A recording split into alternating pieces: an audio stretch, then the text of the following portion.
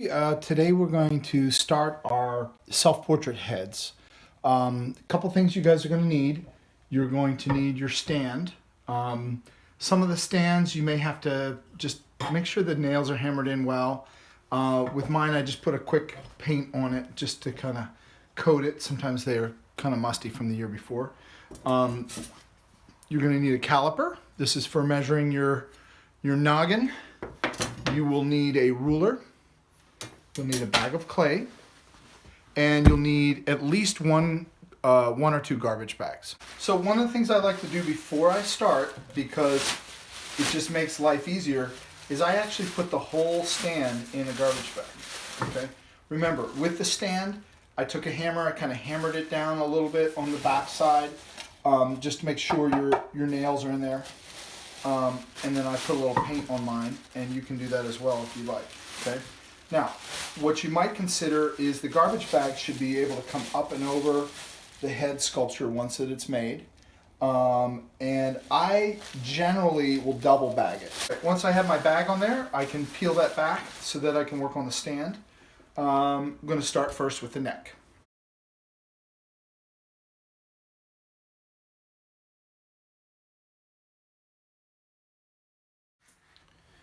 All right, so we're going to go ahead and start on the head. I've done some preliminary measurements of my own head and have an approximate length, which is from the forehead to the back of the head, of about 8.5 inches, a width from temple to temple of about 5 inches, and a height about 8.5 inches. So that gives me some things to work with.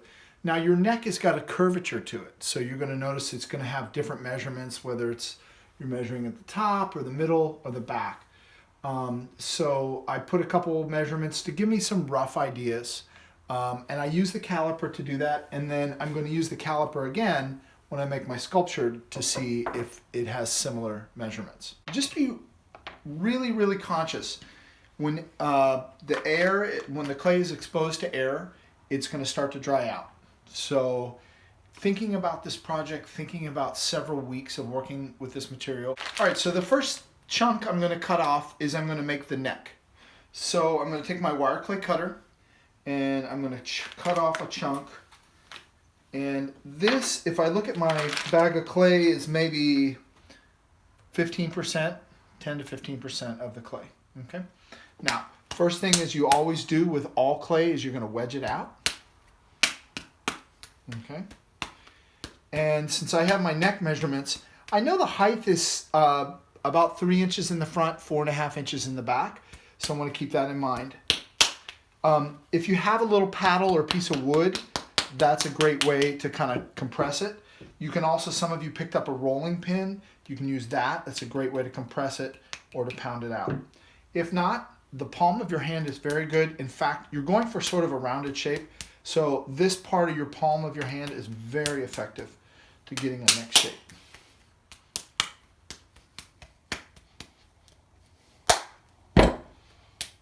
Okay. Before I put it on the post and further define it, I'm going to give myself a rough measurement. So right now it looks like it's about 4 inches tall, and I see that on my diagram that I had created before, I had 4.5 in the back and 3 in the front. So I want it to slope down a little bit. Okay, I'm going to roll it a little bit, get it a little bit straighter, and slope it. There is some undulation of the neck. All right. I want to double check my measurements on the width. Anywhere from 4.5 inches at the top. Okay, right now it's about 4. All right, when you put your neck onto the post, you want to go ahead and push down.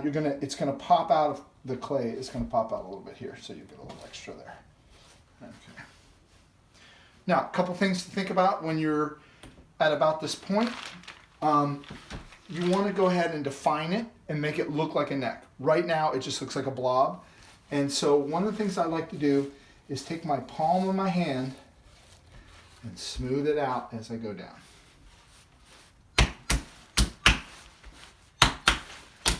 The neck is more of an oval, so it's more of an egg shape. So the front part front to the back is going to be longer than the side to side.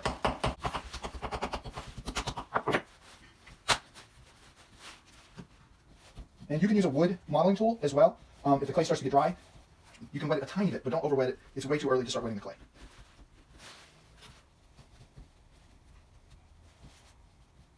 If you decide you want to include shoulders, or you want to make more of a bust, like the gammon sculpture that I showed you, you're going to want to do that before you do the neck. Okay? And I can do a different video to show students who are interested.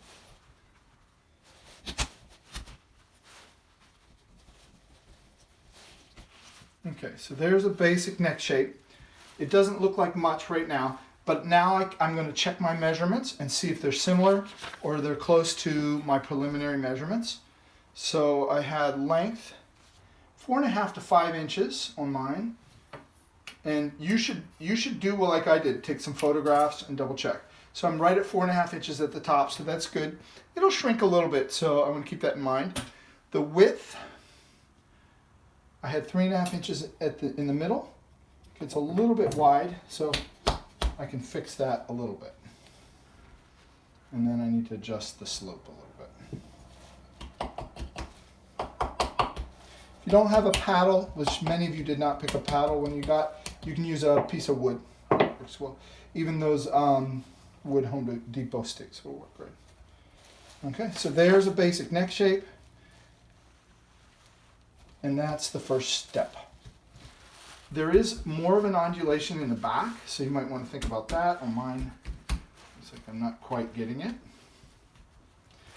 Another thing that's useful is to have a family member or someone pose for you so you can look at their neck as you're sculpting it. And that's always a great way to sculpt. Most of you will do a self-portrait, and that's why you have the mirror. Some of you may do a portrait of someone else that's in your house, and we can talk about that as we get into class. The next part of your self-portrait is you're going to create a head shape. Now you could take the block of clay and put it on there, but it's going to be really solid and it's going to increase your possibilities of having air bubbles. So what I recommend is to get some paper. The best type of paper, newspaper, newsprint, something light and airy. If you have any 3D design, you probably may remember making alebrijes in paper mache, so you might have some experience with the paper.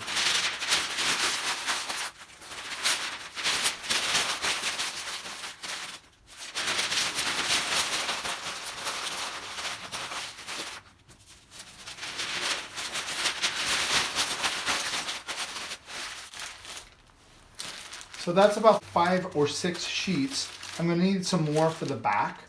So your head extends out almost, my length of my chin to my forehead is about the same as my head from the forehead to the back of the head. So that's something to consider.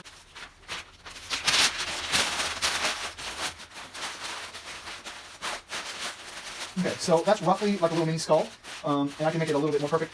The reason why newspaper is great is if some of the little bit of newspaper is still stuck in the clay when it goes in the kiln, it'll burn off in the kiln. This is a step you may need a friend, a family member to hold the piece while you're taping it in.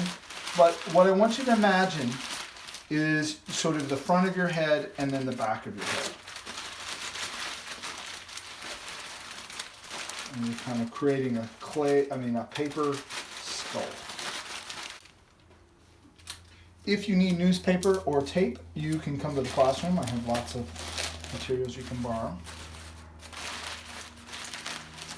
Once you put the paper on there, just like when we did with paper mache, I would sculpt it a little bit, make sure you kind of get what you want. It's just a negative form, just fills up space. The newspaper is just a temporary, but you want to be able to make sure that it kind of fills the space that you're using. Now, on my particular pole, I'm noticing my pole is kind of sticking out at the top, which can be slightly problematic.